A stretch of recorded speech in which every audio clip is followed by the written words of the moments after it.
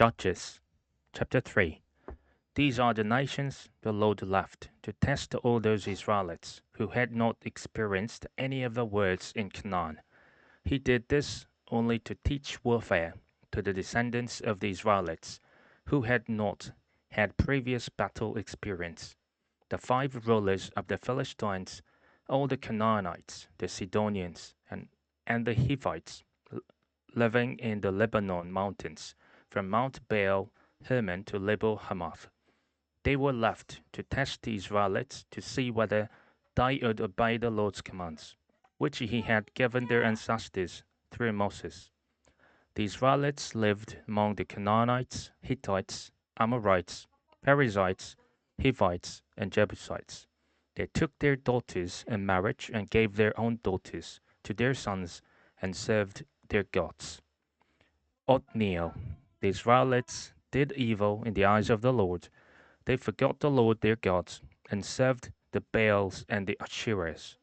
The anger of the Lord burned against Israel, so that he sold them into the hands of Cushan Rishathaim, king of Aram Naharaim, to whom the Israelites were subject for 8 years. But when they cried out to the Lord, he raised up for them a deliverer, Othniel, son of Kenaz, Caleb's young brother, who saved them. The Spirit of the Lord came on him, so that he became Israel's judge and went to war. The Lord gave Cushan Rishathaim, king of Aram, into the hands of Othniel, who overpowered him. So the land had peace for 40 years, until Othniel, son of Kenaz, died. Ehud. Again the Israelites did evil in the eyes of the Lord, and because they did this evil, the Lord gave Eglon, king of Moab, power over Israel, getting the Ammonites and the Amalekites to join him. Eglon came and attacked Israel, and they took possession of the city of Psalms. The Israelites were subject to Eglon, king of Moab, for 18 years. Again the Israelites cried out to the Lord, and he gave them a deliverer, Ehud, a left-handed man, the son of Gera, the Benjamite. The Israelites sent him with tribute to Eglon, king of Moab. Now Ehud had made a double-edged sword about a cubit long, which he strapped to his right thigh under his clothing. He presented the tribute to Eglon, king of Moab, who was a very fat man. After Ehud had presented the tribute, he sent on their way those who had carried it. But on reaching the stone images near Gilgal, he himself went back to Eglon and said, "Your Majesty, I have a secret message for you." The king said to his attendants, "Leave us," and they all left.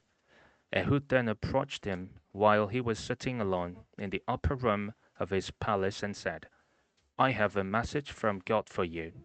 As the king rose from his seat, Ehud reached with his left hand, drew the sword from his right thigh, and plunged it into the king's belly.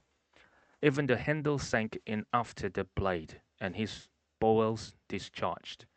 Ehud did not pull the sword out, and the fat closed in over it. Then Ehud went out to the porch. He shut the doors of the upper room behind him and locked them. After he had gone, the servants came and found the doors of the upper room locked. They said he must be relieving himself in the inner room of the palace. They waited to the point of embarrassment, but when he did not open the doors of the room, they took a key and unlocked them. There they saw their lord fallen to the floor, dead. While they waited, Ehud got away. He passed by the stone images and escaped to Syria. When he arrived there, he blew a trumpet in the hill country of Ephraim, and the Israelites went down with him from the hills, with him leading them. "Follow me," he ordered, "for the Lord has given Moab, your enemy, into your hands." So they followed him down and took possession of the fords of the Jordan that led to Moab. They allowed no one to cross over. At that time, they struck down about 10,000 Moabites, all vigorous and strong. Not one escaped. That day Moab was made subject to Israel, and the land had peace for 80 years. Shamgar. After Ehud came Shamgar, son of Anath, who struck down 600 Philistines with an ox goad. He too saved Israel. Judges chapter 4. Deborah. Again the Israelites did evil in the eyes of the Lord, now that Ehud was dead.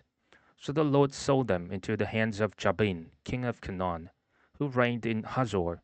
Sisera, the commander of his army, was based in Harosheth Hagoyim, because he had 900 chariots fitted with iron, and had cruelly oppressed the Israelites for 20 years. They cried out to the Lord for help. Now Deborah, a prophet, the wife of Lapidoth, was leading Israel at that time. She held court under the sum of Deborah between Ramah and Bethel in the hill country of Ephraim. And the Israelites went up to her to have their disputes decided. She sent for Barak, son of Abinoam, from Kadesh in Naphtali, and said to them, The Lord the God of Israel commands you, Go, take with you 10,000 men of Naphtali and Zebulun, and lead them up to Mount Tabor. I will lead Sisera, the commander of Jabin's army, with his chariots and his troops to the Kishon River, and give him into your hands. Barak said to her, If you go with me, I will go, but if you do not go with me, I won't go. Certainly I will go with you, said Deborah, but because of the course you are taking, the honor will not be yours, for the Lord will deliver Sisera into the hands of a woman. So Deborah went with Barak to Kadesh. There Barak summoned Zebulun and Naphtali, and 10,000 men went up under his command. Deborah also went up with him. Now Heber the Kenite had left the other Kenites and the descendants of Hobab, Moses' brother-in-law, and pitched his tent by the great tree in Janamim near Kadesh. When they told Sisera that Barak son of Abinoam had gone up to Mount Tabor, Sisera summoned from Harosheth Hagoyim to the Kishon River all his men and his 900 chariots fitted with iron. Then Deborah said to Barak, Go, this is the day the Lord has given Sisera into your hands. Has not the Lord gone ahead of you? So Barak went down Mount Tabor with 10,000 men following him. At Barak's advance, the Lord routed Sisera and all his chariots and army by the sword, and Sisera got down from his chariot and fled on foot. Barak pursued the chariots and army as far as Harosheth Hagoyim, and all Sisera's troops fell by the sword. Not a man was left. Sisera, meanwhile, fled on foot to the tent of Jael, the wife of Heber the Kenite, because there was an alliance between Jabin, king of Hazor, and the family of Heber the Kenite. Jael went out to meet Sisera and said to him, Come, my lord, come right in. Don't be afraid. So he entered her tent, and she covered him with a blanket. I'm thirsty, he said. Please give me some water. She opened a skin of milk and gave him a drink, and covered him up. Stand in the doorway of the tent, he told her. If someone comes by and asks you, Is anyone in there? Say no. But Jael, Heber's wife, picked up a tent peg and a hammer and went quietly to him while he lay fast asleep, exhausted. She drove the peg through his temple into the ground, and he died. Just then Barak came by in pursuit of Sisera, and Jael went out to meet him. Come, she said, I will show you the man you were looking for. So he went in with her, and there lay Sisera, with the tent peg through his temple, dead. On that day God subdued Jabin, king of Canaan, before the Israelites, and the hand of the Israelites pressed harder and harder against Jabin, king of Canaan, until they destroyed him. Judges chapter 5. The song of Deborah. On that day Deborah and Barak, son of Abinoam, sang this song. When the princes in Israel take the lead, when the people willingly offer themselves, praise the Lord. Hear this, you kings. Listen, you rulers. I, even I, will sing to the Lord. I will praise the Lord, the God of Israel, in song. When you, Lord, went out from Seir, when you marched from the land of Edom, the earth shook, the heavens poured, the clouds poured down water. The mountains quaked before the Lord, the one of Sinai, before the Lord, the God of Israel. In the days of Shamar, son of Anath, in the days of Jael, the highways were abandoned. Travelers took to winding paths. Villages in Israel would not fight. They held back until I, Deborah, arose. When I arose, a mother in Israel. God chose new leaders when word came to the city gates, but not a shield or spear was seen among 40,000 in Israel. My heart is with Israel's princes, with the willing volunteers among the people. Praise the Lord. You who ride on white donkeys, sitting on your saddle blankets, and you who walk along the road, consider the voice of the singers at the watering places. They recite the victories of the Lord, the victories of his villages in Israel. Then the people of the Lord went down to the city gates. Wake up, Deborah. Wake up, break out in song. Arise, Barak.